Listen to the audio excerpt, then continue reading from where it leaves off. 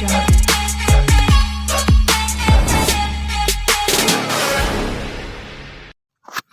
Hi friends, pro kabaddi season 10లో భాగంగా December 29వ తారీఖున జరగబోయే match number 45 Patna pirates versus Haryana steelers మధ్య జరగబోతుంది. ఈ రెండు జట్లు చూసుకున్నట్లయితే ప్రో కబడ్డీ సీజన్ 10లో వాళ్ళు ఆడిన లాస్ట్ మ్యాచ్లో ఒకరు గెలిచి వస్తున్నారు, ఒకరు ఓడిపోయి వస్తున్నారు. పట్నా పైరేట్స్ చూసుకున్నట్లయితే పునేరి పల్టన్తో జరిగిన మ్యాచ్లో ఓడిపోయి వస్తున్నారు.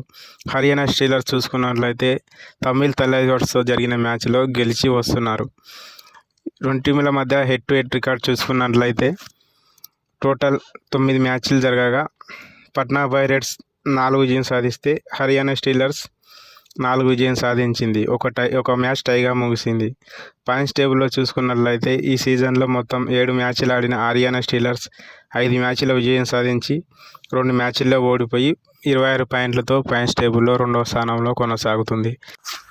పట్నా పైరేట్స్ చూసుకున్నట్లయితే మొత్తం 7 మ్యాచ్లు ఆడగా 3 మ్యాచ్ల్లో విజయం సాధించి 3 మ్యాచ్ల్లో ఓడిపోయి 17 పాయింట్లతో పాయింట్స్ టేబుల్లో 9వ ప్లేస్లో కొనసాగుతుంది. జరగబోయే మ్యాచ్ కోసం రెండు జట్ల స్టార్టింగ్ 7 ఎలా ఉండబోతుందో చూద్దాం. ముందుగా హర్యానా స్టీలర్స్ స్టార్టింగ్ 7: వినయ్, సిద్ధార్థ్ దేశాయ్, క్రే Prapanjan, Jaideep, Mohit Nandal, Rahul Satpal, Mohit. Patna pirates starting 7: Sachin, M Sudhakar, Manjeet, Neeraj Kumar, Manish, Krishan Dhull, Ankit.